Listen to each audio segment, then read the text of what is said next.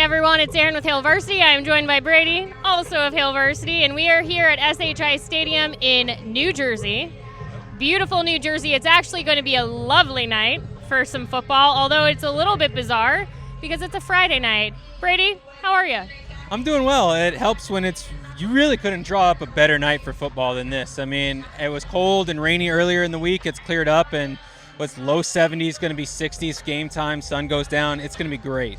Although, if you are watching from home, just fair warning, it's going to feel kind of dark in this stadium tonight for a couple of different reasons. One, that's just how SHI Stadium is, but two, it is a blackout. In fact, all of the banners here around the stadium say Black Friday, second Black Friday of one season for Nebraska.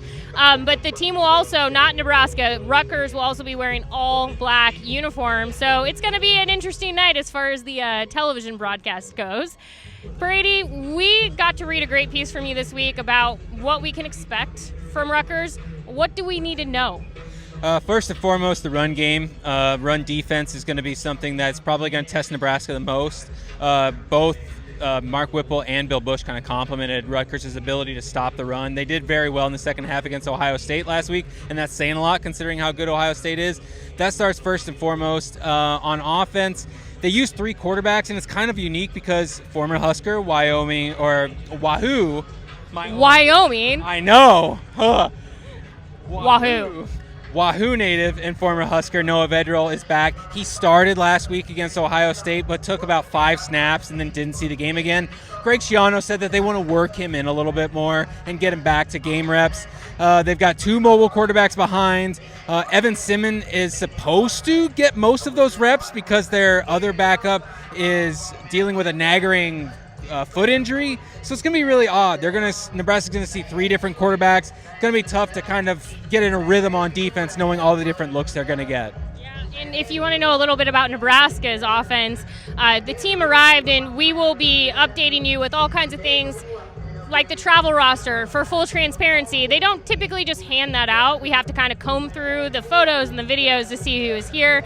I will say I had eyes on 3 of Nebraska's quarterbacks, being Casey Thompson, Chubba Purdy, and Logan Smothers.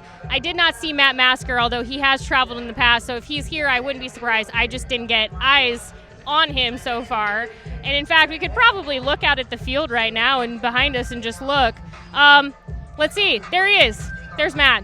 Matt Masker's here. Breaking news. So Nebraska did bring its quarterback room essentially with it. When it comes to Rutgers defense, so what does this offense need to know, especially with this offensive line for Nebraska being really kind of it's really a makeshift group at this point, just kind of making it work with injuries and everything else. Endurance. I mean, they're going to have to endure that. Come third quarter, fourth quarter, they're going to have to be able to have that guttural second gear to be able to push guys around and control the line of scrimmage. I mean, Anthony Grant's going to get his carries. He's going to muscle his way for yards. Gabe Ervin Jr. showed up really well last week, and coaches are really confident in his abilities. But you got to keep it going because the pass game and the offense shows that it's got big play capabilities, but they've struggled to find rhythm at times. So they want to make it as easy as possible by running the football. Just getting into a rhythm will go a long ways. And Rutgers has shown that they struggle playing from behind, so if Nebraska can get on the board early like they've proven to do this year, that might go a long way. Just get them out of a rhythm early, make them play from behind early, and I think in general that's going to put you in a good way to win, but that Rutgers seems like they struggle in that position to come from behind. Now Nebraska is looking to put together its first consecutive pair of wins in quite a while. I think it was it's been a couple of years. What has it been a couple of years? Was it 1,420 days as of today, if they're able to stop it, dating back to 2018. And I don't even remember what I was doing in 2018. Do you like how it was like a couple of years? Like, that's a couple of years ago, right? No big deal. No big deal. I got avocado still good from it. All I will add to that is a big part of that is also the confidence. We heard that from Mark Whipple and Mickey Joseph this week. Both talked about, Mickey Joseph himself said, hey, if you'd lost 9 straight games in a row, your confidence is going to take a hit.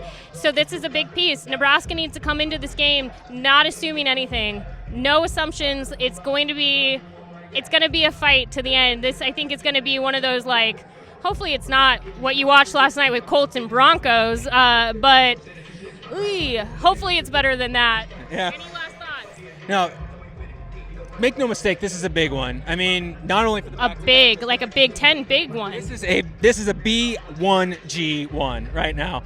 Not only for just the confidence of this team, but if you get a win, they are in sole possession of first place in the division, going into, who knows what happens the rest of the weekend with Saturday, but I mean, that just sets up Nebraska's season the rest of the way, and who thought that it would be in this position after 3 weeks in the season? So it's a big one. Didn't mean to take the microphone away from you so early. Again, beautiful night for football. You can go tune in on FS1, 7 p.m. Eastern, 6 p.m. Central. We will also have plenty to come at Hail Varsity on all of our social channels, as well as at hailvarsity.com. You can go subscribe to this YouTube channel or to Hail Varsity in general, but be sure to follow along. We'll keep you updated here in New Jersey. They're just rolling through some hits. All right. With that, we're wrapping things up. We will talk to you later. Thank you.